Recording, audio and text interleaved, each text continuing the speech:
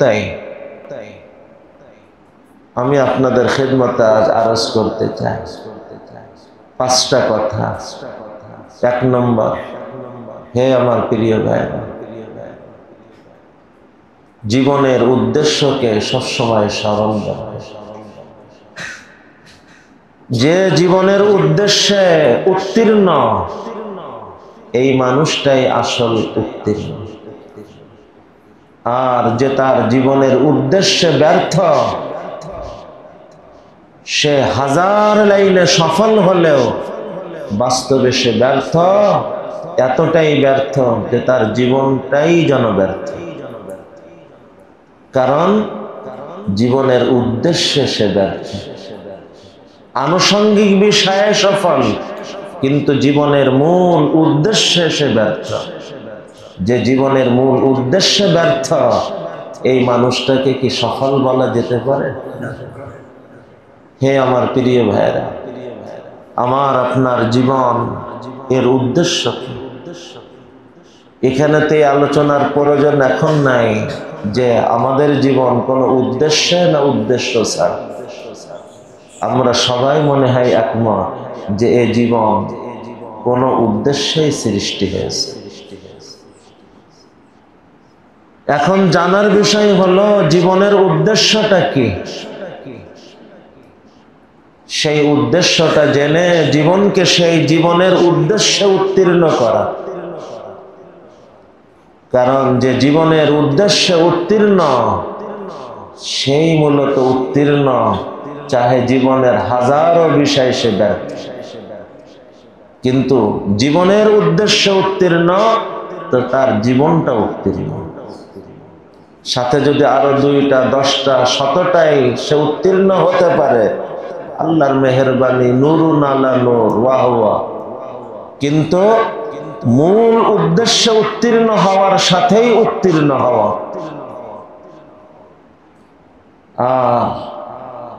মূল উদ্দেশ্যে যে ব্যর্থ, সে সব লাইনে উত্তীর্ণ হলেও সে ব্যর্থ।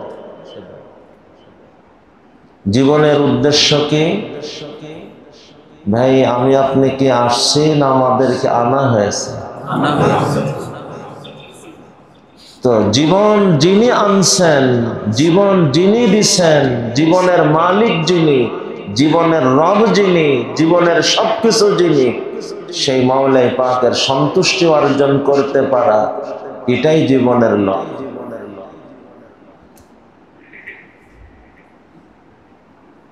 আমার পরিচয় কে, আমি, আমাকে তৈরি করছেন কে, কেন তৈরি করছেন তিনি। আমি তো আসি নাই, আমি তো আমার মতন তৈরি হই নাই। আমাকে একজন তৈরি করেছেন, আমাকে একজন আনছেন। যিনি আমাকে তৈরি করছেন, যে তিনি আমাকে আনছেন, তিনি আমার মালিক, তিনি আমার রব, তিনি আমার সব। তো তার সন্তুষ্টি অর্জনই আমার জীবনের সব।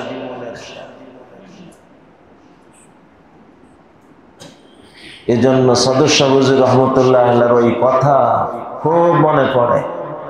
তুমি জীবনে সব কিছু পেয়েছ, কিন্তু আল্লাহকে পাওনি, তুমি কিচ্ছু পাওনি।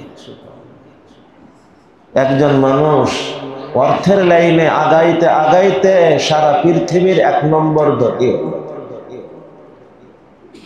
আবার ওই লোকটাই ক্ষমতার লাইনেও আগাইতে আগাইতে পৃথিবীর 1 নম্বর শক্তিশালী ক্ষমতাধর হইল। আবার ওই ব্যক্তি সফলতার নানামুখী অগ্রগতিতে পৃথিবীব্যাপী সফল মানুষের তালিকায় তার নাম 1 নম্বরেও এসে পড়ল। কিন্তু মালিক বললেন পছন্দ হলো না।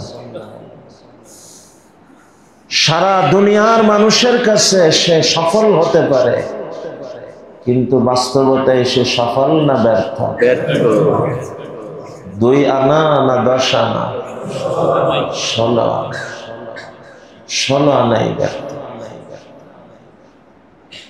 আমার অর্থের কারণে সারা দুনিয়া আমাকে মাথায় রাখতে পারে, আমার ক্ষমতার কারণে সারা দুনিয়া আমাকে মাথায় রাখতে পারে, সফলতার শীর্ষে আমার নাম থাকার কারণে সারা দুনিয়া আমাকে নিয়ে নাচতে পারে, কিন্তু আমি শুধু ব্যর্থ না, এতটা ব্যর্থ যে আমার জীবনটাই ব্যর্থ, আমার সৃষ্টিটাই যেন ব্যর্থ, আমার জন্মটাই যেন ব্যর্থ, আমার অস্তিত্বটাই যেন ব্যর্থ।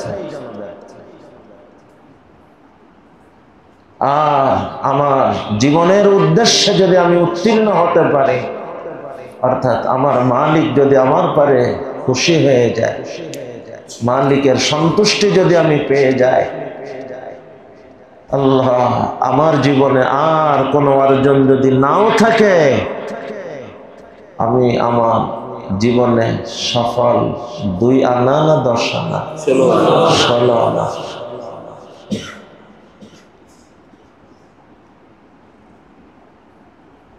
16 আনাই সফল। একজন মানুষ ধরেন দুনিয়াবি লাইনে মেম্বার নির্বাচনে ফেল হয়েছিল, চেয়ারম্যান নির্বাচনেও ফেল হয়েছিল, এমপি নির্বাচনেও ফেল হয়েছিল। হঠাৎ এক সময় দেখা গেল রাষ্ট্রপতি হওয়ার নির্বাচনে সে উত্তীর্ণ হয়ে গেল। এখন সে মেম্বারও হতে না পারা, চেয়ারম্যান হতে না পারা, এমপি হতে না পারা, মন্ত্রী হতে না পারা, এ কি তার ব্যর্থতা মনে করা হবে? হে আমার প্রিয় ভাইরা, পুরা কায়নাতের মধ্যে বড় একমাত্র কে? আল্লাহ সব থেকে বড় না আল্লাহই একমাত্র বড়? সে আল্লাহকে পেয়ে গেছে, সব পেয়ে গেছে। দৈনিক আমরা আজানের আওয়াজ শুনি, আল্লাহু আকবার, আল্লাহু আকবার। দৈনিক ইকামতে আওয়াজ শুনি, আল্লাহু আকবার, আল্লাহু আকবার।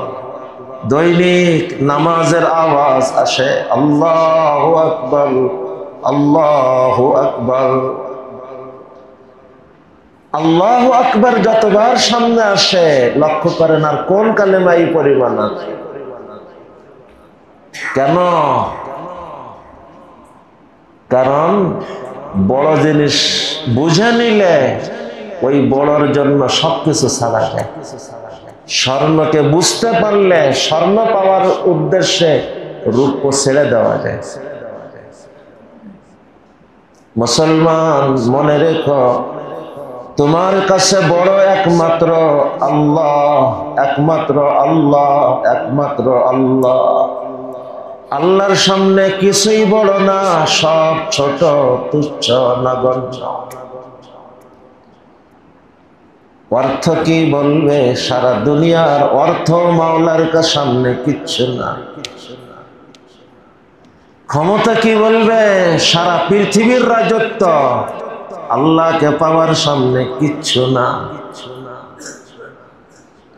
পৃথিবীর যে কোনো সেরা অর্জন পৃথিবীর মানুষ ভাবুক না কেন, আল্লাহকে পাওয়ার সামনে কিচ্ছু না।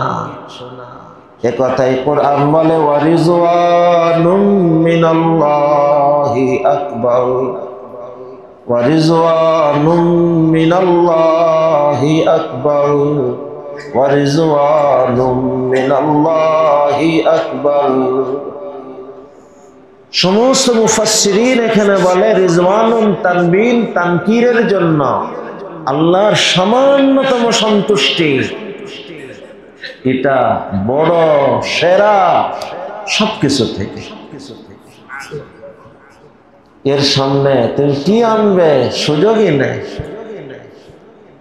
7 আসমান জমিন এক পাশে রাখো আর আল্লাহর সামান্যতম সন্তুষ্টি এক পাশে রাখো, কোনটা আমার কাছে বড়? ওয়ারিজওয়ানুম মিনাল্লাহি আকবার, ওয়ারিজওয়ানুম মিনাল্লাহি আকবার। হে আমার প্রিয় ভাইরা, আল্লাহর সন্তুষ্টি পাওয়া এটাই জীবনের আসল পাওয়া, এটাই জীবনের ওই পাওয়া যে পাওয়ার সাথে আমার জীবনের সফলতা। আর যে না পাওয়ার সাথে আমার জীবনের ব্যর্থতা। পৃথিবীর সব পেলাম, শুধু তাকে পেলাম না, কিচ্ছু পেলাম না। পৃথিবীর সব পেলাম কিন্তু তাকে পেলাম না, কিছুই। নিজের জন্য কথাটা বুঝেনি, সন্তানদের জন্য, পরিবারের জন্য, মানব জাতির জন্য কথাটা বুঝেনি। ওয়ারিজওয়ানুম মিনাল্লাহি আকবার। এটা আমার জীবনের উদ্দেশ্য, আমার জীবনের উদ্দেশ্য। দেখেন, মাত্র হজের মৌসুম শেষ হলো, আল্লাহর বান্দারা কিছুদিন হলো সব ফিরছে। এই বাইতুল্লাহর সফরে যখন কোনো মানুষ বের হয়, উমরার সফর হোক আর হজের সফর হোক, প্রথম তার আমলগুলি একটু খেয়াল করে। শরীরের থাকা কাপড়গুলো খোলে, গোসল করে, গোসল করে, শরীরের এই কাপড়গুলো পরিবর্তন করে, কাফনের সাদৃশ্য হেরামের কাপড়টা পরে, 2 রাকাত নামাজ পড়ে। এগুলি এখনো কিন্তু এহরাম না, এগুলো সব এহরামের প্রস্তুতি। এহরামের কাপড়টাও কি এহরাম না, প্রস্তুতি। সালাম ফিরায় সে উমরা কি হজের নিয়ত করে তালবিয়া পড়ে। এই যে নিয়ত আর তালবিয়া একত্র হলো, ইহরাম শুরু হলো। এটা হলো ইহরাম। অনেকে মনে করে কাপড় পরার নাম কি, এটা ইহরামের সময় যে বিধিবিধান তার মধ্যে একটা বিধান, সেলাইযুক্ত কাপড় না পরা, এই কাফনের সাদৃশ্যই কাপড় পরা। আচ্ছা, এই যে নিয়ত আর তালবিয়া একত্র করে যেই না ইহরাম শুরু হলো, এখন তার সর্বপ্রথম একটা দোয়া আসছে কিতাবে, যেটা পড়া মুস্তাহাব লেখা হয়েছে। এই সময় ওই দোয়াটা কেন? ওই দোয়াটা মূলত এই সফরের উদ্দেশ্য, বরং জীবন নামক সফরের উদ্দেশ্য তার সামনে তুলে ধরে। তুমি যে সফরে বের হইতেছ, সফরের উদ্দেশ্য তোমার কি?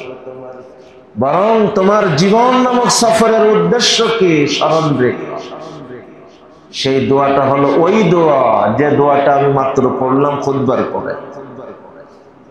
নবীজি আল্লাহর কাছে দোয়া করতেছেন, আল্লাহুম্মা ইন্নী আসআলুকা রিযাকা ওয়াল জান্নাহ ওয়া আউযু বিকা মিন সাখাতিকা ওয়ান নার। আল্লাহুম্মা ইন্নী আসআলুকা রিযাকা ওয়াল জান্নাহ ওয়া আউযু বিকা মিন সাখাতিকা ওয়ান নার। আল্লাহ, আপনার সন্তুষ্টি চাই, আর সন্তুষ্টি পাওয়া মানুষদের ঠিকানা যে জান্নাত, সেই জান্নাত চাই। ওয়া আউযু বিকা মিন সাখাতিকা ওয়ান নার। আল্লাহ, আপনার অসন্তুষ্টি আর অসন্তুষ্টি পাওয়া মানুষদের যে ঠিকানা জাহান্নাম, সেই জাহান্নাম থেকে পানাহ চাই। এটাই এই সফরের মূল উদ্দেশ্য, এটাই আমার জীবন নামক সফরের উদ্দেশ্য। এই উদ্দেশ্যের সামনে আমি আপোষহীন হব, কারণ এটাই আমার জীবনের আসল টার্গেট, এটাই আমার জীবনের মূল গন্তব্য। সব ছাড়তে পারি, এটাকে ছাড়তে পারি না। সব হারাইতে পারি, এটাকে হারাইতে পারি না। কারণ এটা হারানো মানে আমার জীবনটাই হারাই ফেলবে।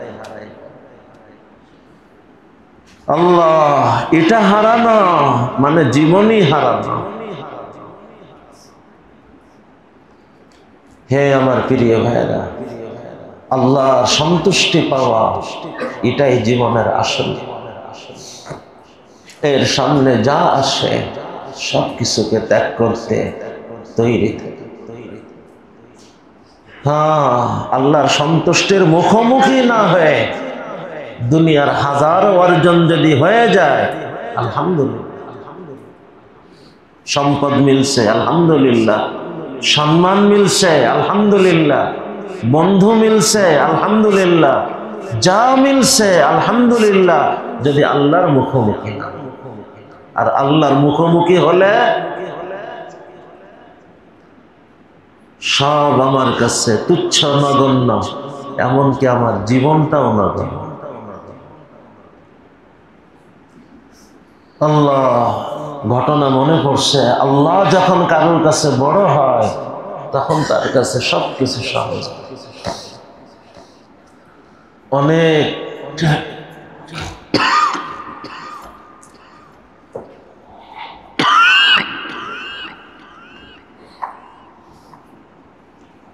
এক তালিবে ইলম, এক ছাত্র, খুব শিক্ষণীয় ঘটনা।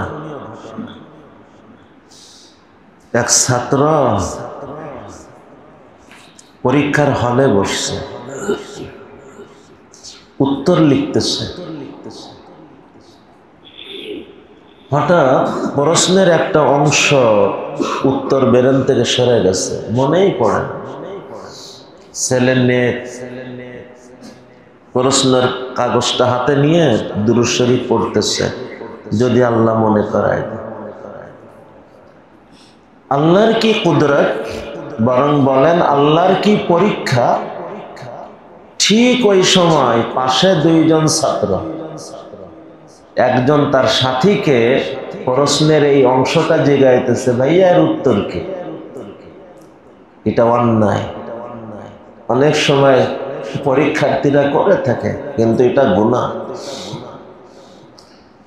এই নেক্সট ছেলেটা জিজ্ঞানোর মধ্যেও না, উত্তর দেওয়ার মধ্যেও না, সে তো দুরূদ শরীফ পড়তেছে, আল্লাহ যেন মনে করায় দেয়। কিন্তু ওদের জিজ্ঞাসার উত্তরের আওয়াজ সব তার কানে ঢুকতেছে, পুরা বিষয় তার কাছে পরিষ্কার। এখন লিখতে যাবে, মনের মধ্যে জেগে উঠছে, এই অংশ তো আমার মনে ছিল না। আমি যদিও এই নকলের অন্যের মধ্যে জড়িত না, কিন্তু তাদের নকলের ভিতর দিয়েই বিষয়টা আমার কাছে পরিষ্কার হয়েছে। এখন এই উত্তর লেখাটা এক ধরনের নকল হয়ে যায় কিনা।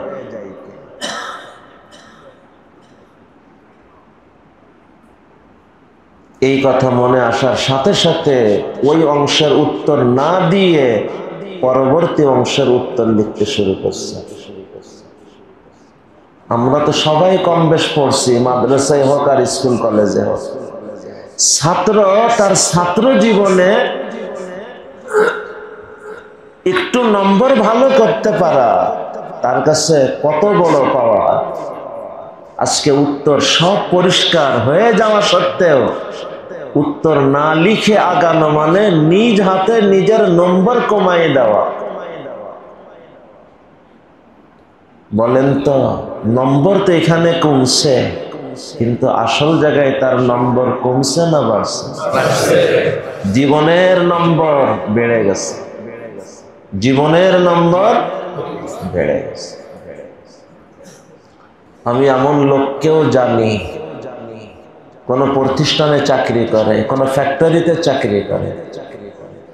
মনে করেন ওই ফ্যাক্টরির সাথে, কোম্পানির সাথে, প্রতিষ্ঠানের সাথে 8 ঘন্টা ডিউটির চুক্তি, কি 10 ঘন্টা 12 ঘন্টা ডিউটির চুক্তি। এই যে সময়টা চুক্তিবদ্ধ, এই সময়টাকে নিজের কাজে ব্যবহারের জন্য না কোম্পানি প্রতিষ্ঠানের কাজে ব্যবহারের জন্য? হঠাৎ ব্যক্তিগত কোনো কাজ এসে পড়ছে, যেটা না করলেও নয়, কাজটা করে আর একটা নোটবুকে টুকে রাখে, আমার ব্যক্তিগত কাজে আমি 10 মিনিট ব্যবহার করলাম, আধা ঘন্টা ব্যবহার করলাম। মাস শেষে কি বছর শেষে এটাকে টোটাল করে যে কয় দিন হয় ওই হিসাবে সে তার বেতন ফেরত দিয়ে দেয়। একজন চাকরিজীবী নিজ হাতে তার পাওয়া বেতন রিটার্ন দেওয়া, তার বেতন কমল, কিন্তু আসল জায়গায় তার বেতন কমল না বাড়ল? এটা সম্ভব কি কারণে হলো? জীবনের উদ্দেশ্য তার কাছে পরিষ্কার। একজন মানুষ তার নিজের, একজন বিক্রেতা, একজন মালিক তার পণ্যের ত্রুটি গ্রাহকের সামনে তুলে ধরতে পারে কখন? যখন সে দেখবে যে আমি এখানে ত্রুটি ধরে টাকা কমাই নিলেও আমার আসল জায়গায় টাকা বাড়বে, এবং এতটা বাড়বে যে আখিরাতে তো মিলবেই, দুনিয়াতে দেখতে কম হবে কিন্তু বরকতে ওটা আগায় যাবে। দেখতে কম হবে, পরিমাণে কম হবে, কিন্তু বরকতে আগায় যাবে। নিজ হাতে নিজের বেতনকে ফেরত দিতে পারছে কখন? যখন সে দেখছে এটা ফেরত দিলে আমার মালিকের কাছে আমার বেতন বেড়ে যাবে, আখিরাত তো আছেই, দুনিয়াতেও আমার বাকি অল্প বেতনে আল্লাহ বরকত দিয়ে দেবে। হে আমার প্রিয় ভাইরা, এটা হইতেছে জীবনের উদ্দেশ্যে উত্তীর্ণ হওয়াকে এক নম্বরে রাখা। পরীক্ষার নম্বর কার না চায়? চাকরিজীবী তার ভালো বেতন কার না চায়? মালের মালিক এই সম্পদের বাড়তি মূল্য কার কাছে না লোভনীয়? কিন্তু নিজ হাতে নিজের মালের মূল্য কমায়, নিজ হাতে নিজের চাকরির টাকা কমায়, নিজের হাতে নিজের নম্বর কমায়। কিভাবে সম্ভব? আমি জানি আমি কমাইতেছি, কিন্তু আমার মালিকের কাছে আমার নম্বর বাড়তেছে, মালিকের কাছে আমার সম্পদ বাড়তেছে, মালিকের কাছে আমার অবস্থান বাড়তেছে। হে আমার প্রিয় ভাই, এই মানুষটা পরীক্ষায় যদি ফেল হয়ে যায়, খেয়াল করেন, এই বাচ্চাটা যদি পরীক্ষায় ফেল হয়ে যায়, আল্লাহ না করে, আল্লাহ যদি বললেন ওয়াহ ওয়াহ কি চমৎকার মন রে তোমার, উত্তর মনে এসে গেছে, এরপরেও শুধু আমারে খুশি করতে তুমি না লিখে ফেল হয়ে গেলে। দুনিয়ার মানুষ তোমাকে ফেল ভাবতেছে, কিন্তু আমার কাছে তুমি বড়, তুমি শুধু পাশই করো নাই, তুমি স্টান করে গেছি। বলেন, দুনিয়ার চোখে সে ফেল ছাত্র হতে পারে, কিন্তু বাস্তবতায় সে কি ফেল না উত্তীর্ণ? হে আমার প্রিয় ভাইরা, একজন মুসলিমের মানসিকতা, একজন মুসলিমের চিন্তা ভাবনা এই গতিতেই হওয়া উচিত। আমার জীবনের উদ্দেশ্যে আমাকে আপোষহীন হতে হবে, আমার জীবনের উদ্দেশ্যে আমাকে মজবুত হতে হবে, প্রতিটি কাজে আমার জীবনের লক্ষ্য আমার সামনে রাখতে হবে। আজকে আমরা হতে চাই কার মতো? অমুক সম্পদশালীর মতো, সাথে দিনদার যতটুকু পায়। কার মতো? অমুক ক্ষমতাধারের মতো, সাথে দিনদার যতটুকু হওয়া যায়। কি শব্দে বলে? ছেলেটা তার এই পরিচয় ওই পরিচয়, আর দিনই মাইন্ডে। হ্যাঁ, মুসলমান ছেলেটা দিনই মাইন্ডে। আগে না ভাবার আমার ছেলে পুরা দিনওয়ালা, আমার ছেলে তার আল্লাহকে চেনা,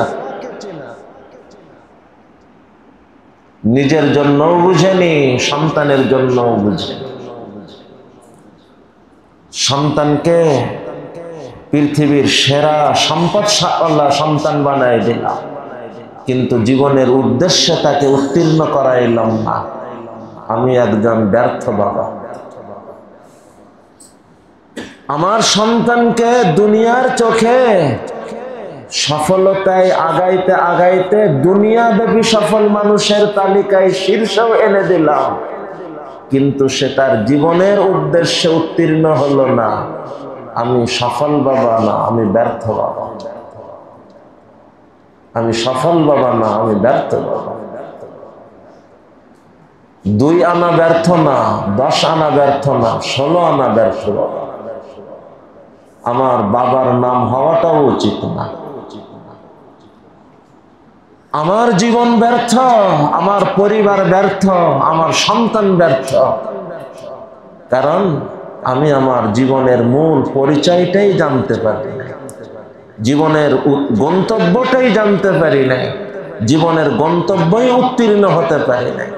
ভাইরা, আমরা একটু আগে আগে বসে সাথীরা যারা ঘুরতেছে ওনাদের বসার একটু আল্লাহ বরকত দেন। যার সামনে 1-2 আঙ্গুল জায়গা থাকে একটু কি করে আল্লাহ আপনাদের এই কষ্টের দ্রুত সমাধান করে দেন।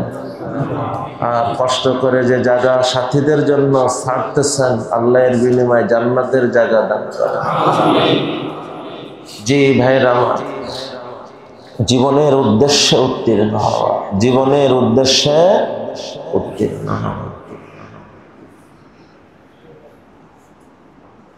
আজকে কার মতন হতে চায়?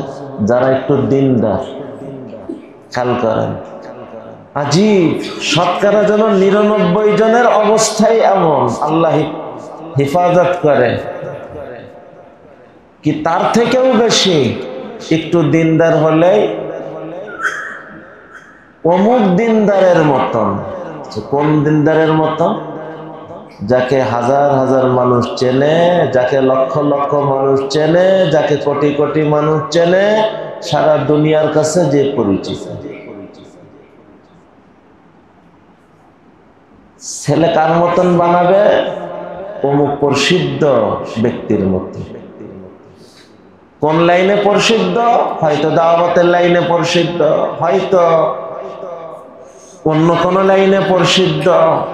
মানুষের কাছে সে বড় পরিচিত, পৃথিবী সে যেখানে যায় তাকে চেনে, দেশে যেখানেই যায় তাকে চেনে। আমি কার মতন হতে চাই, আমার সন্তানকে কার মতো বানাইতে চাই, এটা ছোট বিষয় না, অনেক বড় ইম্পর্টেন্ট বিষয়। আমার মৌজুন বিহি ঠিক করা, আমার মডেলকে নির্ণয় করা, আমি কার মতন হতে চাই, আমার মাইল ফলককে ঠিক করা। যাদেরকে দুনিয়া চেনে তাদেরকে না, যার ব্যাপারে মনে হয় তাদের গতিতে মনে হয় আল্লাহর কাছে তারা আস্থাভাজন, মনে হয় আল্লাহর কাছে তারা প্রিয়, এই মানুষগুলিকে জীবনের মাইল ফলক।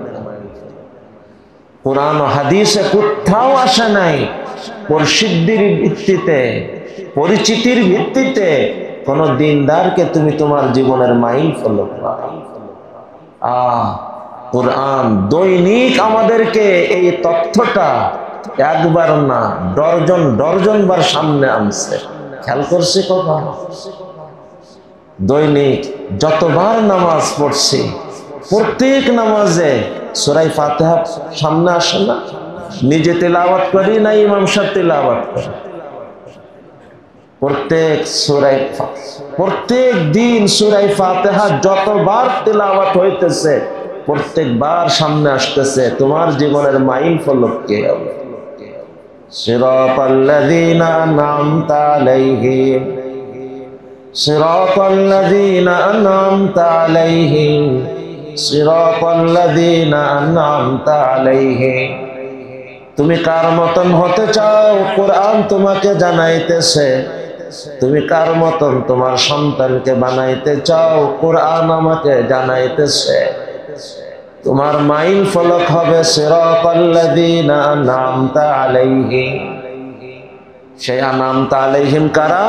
কোরআন আরেক জায়গায় চিহ্নিত করে করে শোনাইতেছে, উলাইকাল্লাযীনা আন'আমাল্লাহু আলাইহিম মিনান নাবিয়্যিন ওয়াস-সিদ্দীকিন ওয়াশ-শুহাদাই ওয়াস-সালিহিন। উলাইকাল্লাযীনা আনআমাল্লাহু আলাইহিম মিনান নাবিয়্যিন ওয়াস-সিদ্দীকিন ওয়াশ-শুহাদাই ওয়াস-সালিহিন। তুমি কার মতন হতে চাও? তোমার পরিবারকে কার মতন বানাইতে চাও? তোমার সন্তানদেরকে, তোমার ছাত্রদেরকে, তোমার আপনদেরকে কার মতন বানাইতে চাও? কোরআন বলতেছে তোমার মতন বানায়ও না, পরিশুদ্ধির ভিত্তিতে বানায়ও না। তোমার জীবনের মাইল ফলক হবে এই 4 শ্রেণীর মানুষ, এই 4 গুণের ভিত্তিতে। 1 নম্বর, নবীদেরকে জীবনের মাইল ফলক বানাও। সন্তানকে বলো, সন্তান তোমার জীবনের 1 নম্বর মাইল ফলক তোমার নবী। সবসময় দোয়া, আল্লাহ আমাকে আমার নবীর মতন সাজায় দেন, আল্লাহ আমাকে নবীর সাজে সাজায় দেন, আমার ভিতরটা নবীজির ভিতরের মতো বা সাজায় দেন, আমার বাহিরটা নবীজির বাহিরের মতো সাজায় দেন, আমার চিন্তাকে নবীজির চিন্তায় চিন্তা বানায় দেন। আল্লাহ আমার ভাবনাকে নবীজির ভাবনায় ভাবনা বানায় দেন। আল্লাহ আমার সব কিছু নবীজির সাজে সাজায় দেন। 2, মিন আস-সিদ্দীকিন ওয়াশ-শুহাদাই ওয়াস-সালিহিন। সিদ্দিকগণ, দ্বীনের জন্য জীবন উৎসর্গকারী শুহাদায়ে কেরাম, আর উম্মতের নেক আল্লাহর প্রিয় বান্দাগণ। মুর্শিদের ভিত্তিতে না, কবুলিয়তের ভিত্তিতে। বা এই কথা আগেও মনে হয় বলছি কিনা, মাশহুর হওয়ার চিন্তা করো না, মকবুল হওয়ার চিন্তা করো। শোহরতের পিছনে পড়ো না, কবুলিয়তের পিছনে পড়ো। জীবনের মাইল ফলক, দুনিয়া চেনা মানুষকে বানাইতে যেও না। জীবনের মাইল ফলক যাদের ব্যাপারে মনে হয় তারা সিদ্দিকীনদের অন্তর্ভুক্ত, তারা শুহাদাদের অন্তর্ভুক্ত, তারা সালিহিন উম্মতের অন্তর্ভুক্ত, তাদেরকে জীবনের মাইল ফলক বানাও। আরে সন্তানকেও বুঝাও তুমি কার মতন হতে চাও। সন্তান তুমি আবু বকর সিদ্দিকের মতন হবে, সন্তান তুমি উমারে ফারুকের মতন হবে, বৎস তুমি ওসমানে গনির মতন হওয়ার চিন্তা করো, বৎস তুমি হযরতে আলীর মতন হওয়ার চিন্তা করো, আসহাবে রাসূলের মতন হওয়ার চিন্তা করো, আসলাফ ও আকাবিরের মতন হওয়ার চিন্তা করো। আসলাফ আকাবির কেমন ছিলেন? আল্লাহু আকবার। আমরা আমাদের দোষ যেমন লুকাইতে চাই, তারা নিজেদেরকে তার থেকে বেশি লুকাইতে চাই। আমরা তো নিজেকে প্রকাশ করতে ব্যস্ত, আর আসলাফ ও আকাবির নিজেদেরকে লুকাইতে ব্যস্ত। এই হলো পার্থক্য। এমনকি এমন কথাও শুনতে হয়, পরিচয় পরিচিতি না থাকলে কাজ করব কেমন? অনেক মোহাব্বতের সাথে দাওয়াত দেয়, কি শব্দ দিয়ে মাতম করতে মন চায় এই দাওয়াতের পরে। হুজুর আপনি ওখানে গেলে বহু মানুষের উপস্থিতি থাকবে, আপনার পরিচয় পরিচিতি আসবে, আমাদের কাজ আগানো সহজ হবে। লা হাওলা ওয়ালা কুওয়াতা ইল্লা বিল্লাহ। পরিচয় পরিচিতি আমাদের মুরব্বীরা বড় আজীব একটা কথা বললেন, অনেক দামি কথা, অসম্ভব দামি কথা। কথাটা বুঝে নেওয়ার চেষ্টা করে। যারা পরিচয়কে সামনে রাখে, কাজকে তার পিছনে পিছনে রাখে, এই মানুষের অন্তর্ভুক্ত হয় না। যারা কাজকে সামনে রাখে, কাজের ভিতর দিয়ে যতটুকু পরিচয় আল্লাহ এমনি করাই দে, এই ফিকির নেই। তোমার মনের মধ্যে আসে কাজ করতে গেলে তো পরিচয় লাগে। এর উত্তর হলো মূলা। জানেন, অল্প দিনের মধ্যেই হয় যেন এই উদাহরণটা সাধারণত মানুষ দেশ মূলা বলে না, সবকিছুর সাথে একই দ্বারা। মূলা যখন লাগানো হয়, ছোট্ট একটা বীজ, ওখানে কি জায়গা প্রশস্ত থাকে?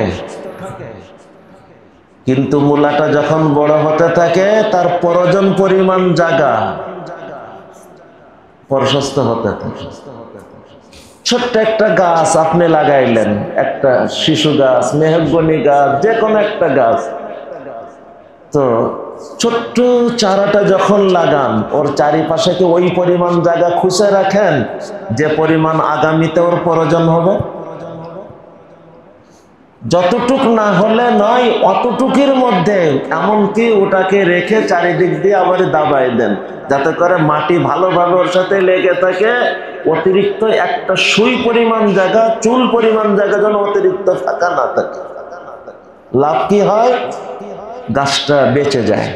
সময়ের সাথে গাছ যখন বড় হতে থাকে প্রয়োজন পরিমাণ জায়গাও প্রশস্ত হতে থাকে। এটাই কাজের নিয়ম।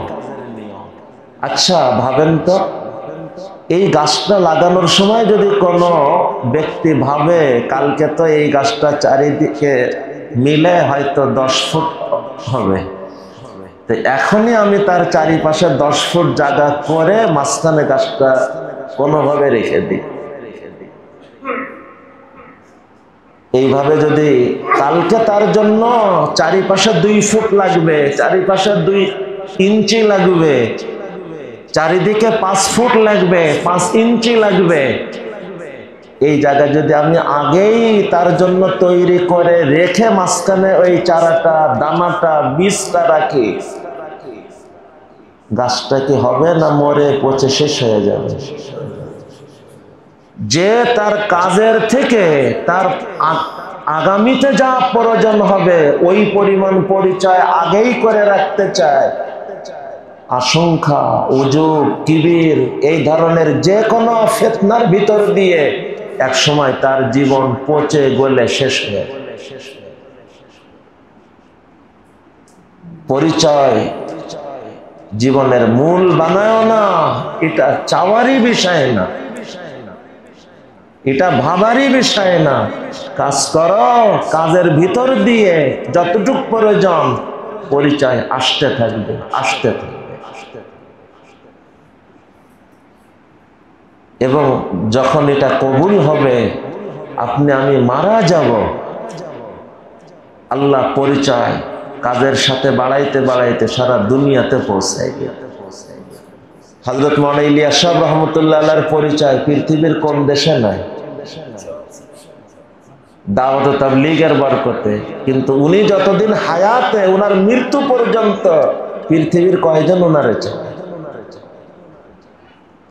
ইমাম আবু হানিফা রহমতুল্লাহ আলাইহি তার মৃত্যু পর্যন্ত পৃথিবীর কয়জন চেনে? চিনছে। আজকে সারা পৃথিবীর কোন এলাকা আছে যে আবু হানিফার নাম চলে নাই?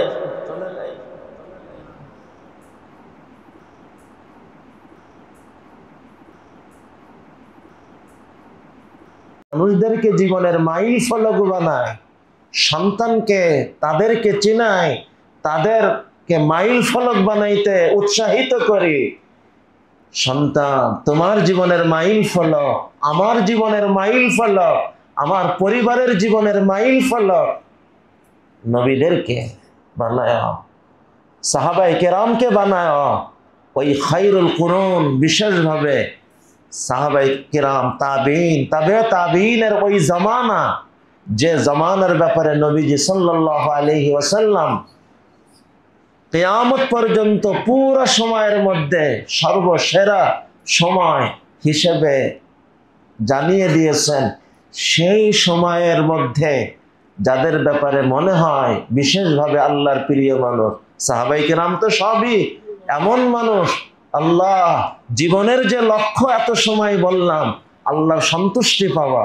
সাহাবায়ে কেরাম ওই মুবারক কাফেলা, যে মুবারক কাফেলার ব্যাপারে রসুলের জবান দিয়ে না, শুধু আল্লাহ তার নিজেই সরাসরি কোরআনের মধ্যে জানায় দিতেছেন, এ কাফেলার পরে আল্লাহ রাজি হয়ে গেছে।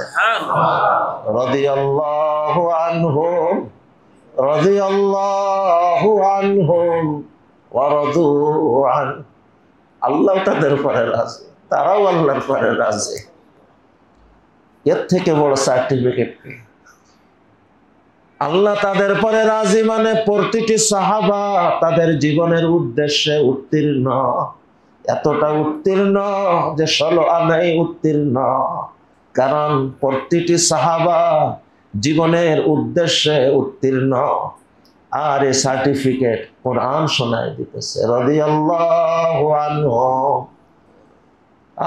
যার জীবনে আল্লাহ বলেন আমি এরপরে খুশি হয়ে গেছি, এ তো কোনো হাদিস থেকেও শোনাইতেছে না যে জিজ্ঞাবেন হুজুর হাদিসের মানটা কি, কোরআন সরাসরি শোনাইতেছে না রাদিয়াল্লাহু আনহুম ওয়া রাদু আন। আল্লাহ তাদের পরে রাজি হয়ে গেছেন। আল্লাহ যদি রাজি হয়, কে তাকে নিয়ে কি বলল, কি মন্তব্য করলো, এতে কি আসে যায়? যে মন্তব্য করবে সেই ক্ষতিগ্রস্ত হবে। কারণ জীবন যার, সেই মওলা বলতেছেন আমি এরপর রাজি হয়ে গেছি।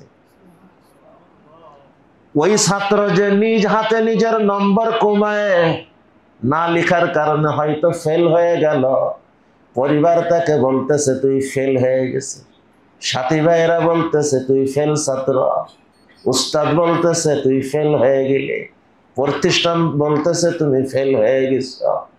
আল্লাহ বলতেছেন ওয়াহ কি চমৎকার মন তোমার, উত্তর মনে আসার পরেও শুধু আমার জন্য তুমি উত্তরটা না লিখে ফেল হয়েছ। তুমি আমার কাছে শুধু পাস না, তুমি আমার কাছে মুমতাজ। তুমি আমার কাছে শুধু পাস ছাত্র না, তুমি আমার কাছে স্টার মার্ক ছাত্র। ওয়াহ ওয়াহ কি মানসিকতা তোমার, নিজ হাতে তুমি তোমার নিজের নম্বর কমায় ফেলছ। এই সুযোগ পাওয়া সত্ত্বেও নিজ হাতে তোমার নিজের বেতন রিটার্ন দিতেছ। নিজের মালের দোষ তুমি প্রকাশ না করলে সে জানতেই পারতো না, এ সত্ত্বেও তুমি তোমার নিজের মালের দোষ তুলে ধরতেছ। পরিবার বলতে পারে আরে এটা লক্ষ টাকায় বিক্রি করা যেত, তুমি দোষটাকে উল্লেখ করে লক্ষ টাকার মাল তুমি 50,000-এ বিক্রি করে আসলে কেন? আল্লাহ কিন্তু সে কি আসলে ব্যর্থ হয়েছে ব্যবসায় না জিতছে ব্যবসায়? কেমন জিতছে? যে আমানত, এ তো আমানত, মালের বাস্তবতা তুলে ধরা, সততা, আমানত আর সততার সাথে ব্যবসা করবে তা আখিরাতে নবীর সঙ্গী হবে। আত্তাজিরুস সাদুকুল আমিন, আত্তাজিরুস সাদুকুল আমিন মান নবীন ওয়াস সিদ্দিকিন ওয়াস সালিহিন। হে আমার প্রিয় ভাইরা, আমি তো 5টা বিষয় আলোচনা করতে চেয়েছিলাম অল্প অল্প করে, কিন্তু একটার মধ্যেই তো সময় অনেক হয়ে গেছে। চলেন সামনের কোনো মওকাতে এই আলোচনার ধারাবাহিকতায় 5টা পয়েন্ট আমি আলোচনা করতে চাইতেছি। তার 1 নম্বর আজকে যে কথাগুলো বলা হলো এতটুকু। ভাই জীবনকে চিনি, জীবনের পরিচয় বুঝি। আমি আমার জীবনের সফলতা ভাবতেছি একটা, হয়তো সফলতার সাথে ওর দূরতম সম্পর্ক নেই। যতদূর মনে পড়ে আপনাদেরকে আমি একটা গল্প শোনাইছিলাম, যদি শুনিয়ে থাকি আবারও শোনেন, না শুনিয়ে থাকি নতুন করে শোনেন।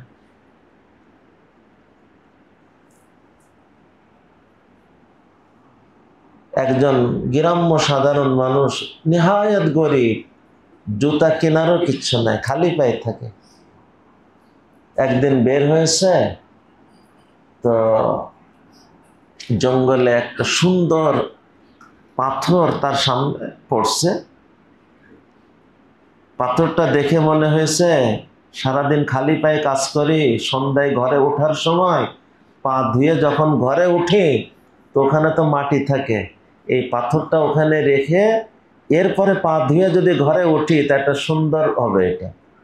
এই কথা মনে আসার পর ওই পাথর খণ্ডটা নিয়ে বাড়িতে নিয়ে বারান্দার নিচে, ওটাকে বলে পৈঠা, হ্যাঁ পৈঠা বলে আমাদের গ্রাম্য শব্দ আর কি। তো বারান্দার নিচে ওখানে রাখছে, পড়ে আছে ওখানে। সারাদিন কাজ করে দিন শেষে যখন বাড়িতে আসে ওই পাথরের পরে পাটা ধুয়ে ঘরে ওঠে, সে মনে করে সুন্দর একটা এই ব্যবস্থা হয়ে গেছে। কিছুদিন পর তার বাড়িতে এক মেহমান আসছে, যে মেহমান পাথর সম্পর্কে হালকা কিছু নলেজ রাখে। সে পাথরটা দেখে বলতেছে, বন্ধু তুমি এই পাথরটা এখানে রাখছো কেন? তো দামি পাথর মনে হইতেছে, সচরাচর যে পাথর সে পাথর না, এটা দামি পাথর, এখানে রাখছো। যখন শুনছি এটা স্বাভাবিক পাথর না, একটু দামি পাথর, তো পাথরটা ওই বাহিরে পড়া যেখানে পা ধোয়ার কাজে ব্যবহার হয় ওখান থেকে উঠায় ঘরের ভিতর এক কোনায় রেখে দিচ্ছে, থাক ওখানে, সুযোগ মতন দেখবানে বিক্রি করলে যদি 2 পয়সা আসে। এর কিছুদিন পর আর একজন মেহমান তার বাড়িতে আসছে, যে পাথরের অভিজ্ঞ, বলেন বিশেষজ্ঞ। সে ঘরের ভিতরে ওই পাথর খণ্ড দেখে মাথায় হাত দিয়েছে, আরে ভাই তুমি কি করছো? এ পাথর এখানে ফেলে রাখছো কেন? তুমি জানো এ পাথর কি?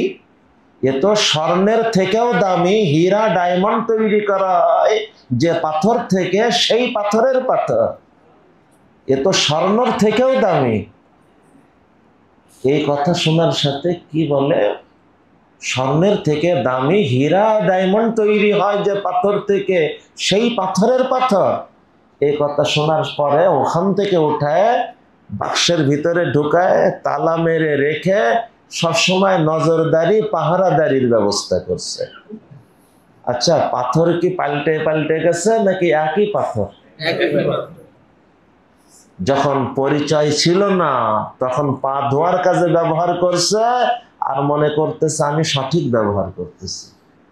তার কাছে এটা মন্দ ব্যবহার ছিল না, এটা এই পাথরের সঠিক ব্যবহার করতেছে। সে যখন কিছুটা পরিচয় পেয়েছে তখন ঘরের ভিতরে উঠাইছে, যখন পরিপূর্ণ পরিচয় পেয়েছে বাক্সের ভিতরে তালা দিয়েও পাহারাদারির ব্যবস্থা করতেছে। একই পাথর। হে আমার প্রিয় ভাইরা, হয়তো আমার ওই ব্যক্তি যেমন পা ধোয়ার কাজে এই দামি, এত দামি স্বর্ণর থেকেও দামি পাথরকে পা ধোয়ার কাজে ব্যবহার করতেছে আর মনে করতেছে সে সঠিক ব্যবহার করতেছে, এটা অবাক হইতেছি। বাস্তবতা কি জানেন? এর থেকেও অবাক হওয়া, আমরাও হয়তো আমাদের জীবন পা ধোয়ার মতন কোন কাজে ব্যবহার করতেছি আর বগল দাবাইতেছি, আমি তো কোটিপতি হয়েছি, আমি তো মিল ফ্যাক্টরির মালিক হয়েছি, আমি তো উপদেষ্টা হইতে পেরেছি, আমি তো এমপি মন্ত্রী হতে পেরেছি, আমি তো সারা পৃথিবীর সফল মানুষের তালিকায় আমার নাম আনতে পেরেছি, আমার নাম শীর্ষেও আনতে পেরেছি।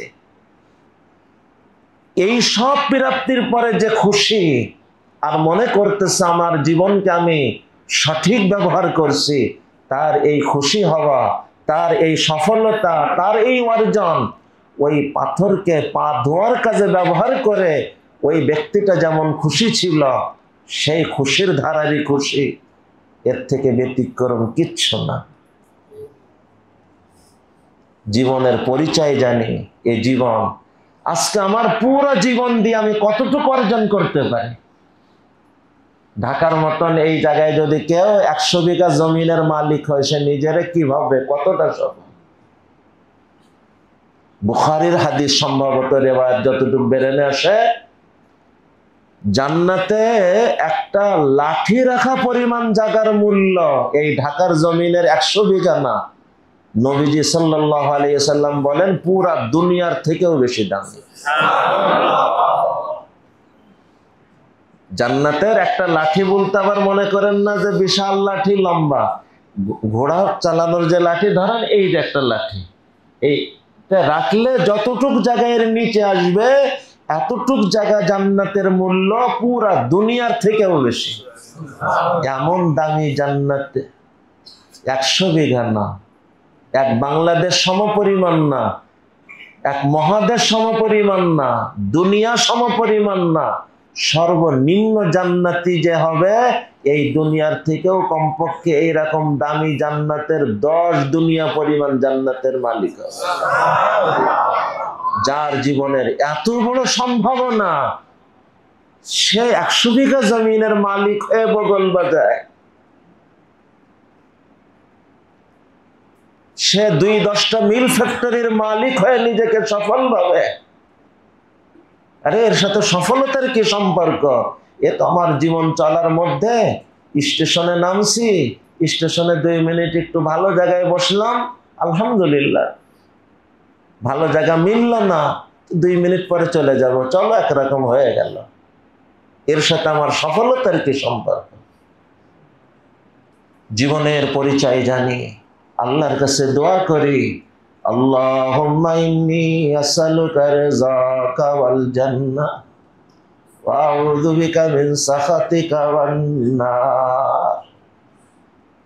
ইহরামের নিয়ত তালবিয়া যেই না একত্র করল, তাকে স্মরণ করানো হইতেছে, তোমার সফরের উদ্দেশ্য মনে রেখো, এটা শুধু এই সফরের উদ্দেশ্য না, তোমার বাইতুল্লাহর এই সফরেরও উদ্দেশ্য, তোমার জীবন নামক সফরেরও উদ্দেশ্য। জীবন যার থেকে পাওয়া, সেই মাওলার সন্তুষ্টি অর্জনে উত্তীর্ণ হওয়া। তুমি জীবনের সব কিছু পেয়েছ, আল্লাহকে পাও নাই, বাস্তব তুমি কিচ্ছু পাও নাই। তুমি অনেক বড় আলিম হয়েছ, অনেক বড় মুফতি হয়েছ, অনেক বড় মুহাদ্দিস হয়েছ, অনেক বড় বক্তা হয়েছ, অনেক বড় লেখক হয়েছ, অনেক বড় সমাজ সংস্কারক হয়েছ, অনেক বড় দায়ী হয়েছ, অনেক অনেক সেবার খেদমতে তুমি মানুষের পাশে দাঁড়িয়েছ। কিন্তু তুমি যদি আল্লাহর সন্তুষ্টি না পেয়ে থাকো, তোমার কিচ্ছু মেলে নাই। তুমি যদি সারা পৃথিবীর সব থেকে বড় সম্পদশালী হও, সব থেকে বড় ক্ষমতাধর হও, সমস্ত সফল মানুষের তালিকায় তোমার নামটা যদি শীর্ষে আসে, আর মালিককে যদি তুমি সন্তুষ্ট না করতে পারো, তুমি ব্যর্থ, আমি ব্যর্থ, এতটা ব্যর্থ, আমার জীবনটাই ব্যর্থ। তুমি সব পেয়েছো, আল্লাহকে পাও নাই, কিছুই পাও নাই। আর আল্লাহকে যদি পেয়ে থাকো, তুমি যদি কিছু নাও পাও, তুমি সব পেয়েছ, কারণ তিনি সেরা। তুমি তো সেরাটা পেয়ে গিয়েছ, আল্লাহু আকবার। তুমি তো সেরাটা পেয়ে গিয়েছ, আল্লাহু আকবার। দৈনিক কতবার তুমি নিজেই বলতেছ, কতবার তুমি শুনতেছ, আল্লাহু আকবার, আল্লাহু আকবার। সেরা তো একজন, তুমি তাকে না পাওয়ার পিছনে পড়ে তুমি কার পিছনে পড়ছ? জীবন তাকে পাওয়ার মধ্যে না লাগায় কোন অর্জনের মধ্যে তুমি লাগছ? তোমার তালাশটা হবে দুনিয়া তালাশের মধ্যেও ঘুরে আমি আল্লাহর খুশি করতে চাই। খাবার খেতে বসছি এজন্য, খাবার খেয়ে আমার শরীরে শক্তি আসবে, এই শক্তি আল্লাহর ইবাদতে, আল্লাহর সৃষ্টির খেদমতে ব্যবহার করে আমি আল্লাহরে খুশি করতে চাই। খাবারও আল্লাহর জন্য। ব্যবসা করতেছে, এই ব্যবসার ভিতর দিয়ে পাওয়া হালাল অর্থ দিয়ে আমি আল্লাহর হুকুম মেনে চলবো, আমার পরিবারকেও সুন্দরভাবে চালাবো, আল্লাহর দিন, আল্লাহর সৃষ্টির খেদমতে আসবো। ঘুরে ব্যবসাও ইবাদত বানায়। সব কিছুর পিছনে ঘুরে উদ্দেশ্য একটাই, কি? আল্লাহু আকবার, আল্লাহু আকবার। আর বারবার স্মরণ করে। সবাই দোয়াটা পড়ে নি, দেখেন তো মুখস্থ করতে পারি কিনা। আল্লাহুম্মা ইন্নী আসআলুকা রিযাকা ওয়াল জান্নাহ ওয়া আউযু বিকা মিন সাখাতিকা ওয়ান নার। আল্লাহুম্মা ইন্নী আসআলুকা রিযাকা ওয়াল জান্নাহ ওয়া আউযু বিকা মিন সাখাতিকা ওয়ান নার।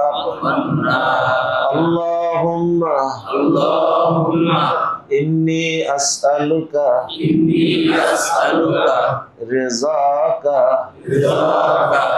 ওয়াল জান্নাহ ওয়া আউযু বিকা মিন সাখাতিকা ওয়ান নার।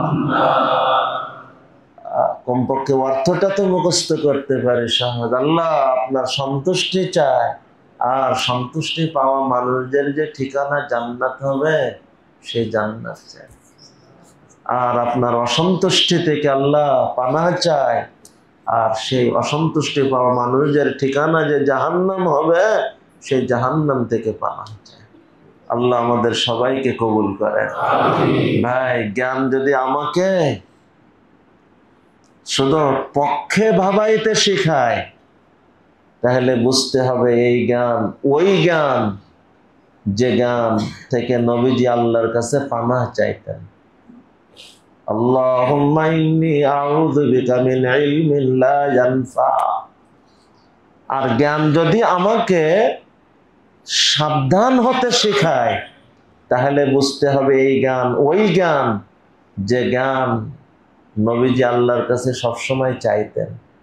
আল্লাহুম্মা ইন্নী আসআলুকা ইলমান নাফিআ। যেমন ওই যে ছাত্রটা, সে যদি ভাবতো, তো মনে হয় এরকম ভাবাটার সুযোগ তার ছিল, আমি যে দুরূদ শরীফ পড়তেছিলাম, আল্লাহ আমার দুরূদের বরকতে তারা তো অন্যায় করছে, কিন্তু আমি তো অন্যায় করিনি, আল্লাহ আমার জানাই দেওয়ার ব্যবস্থা করে দিছে। এই ভাবনার সুযোগ ছিল না? তো এটা হইতেছে পক্ষে টেনে শুধু ভাবা।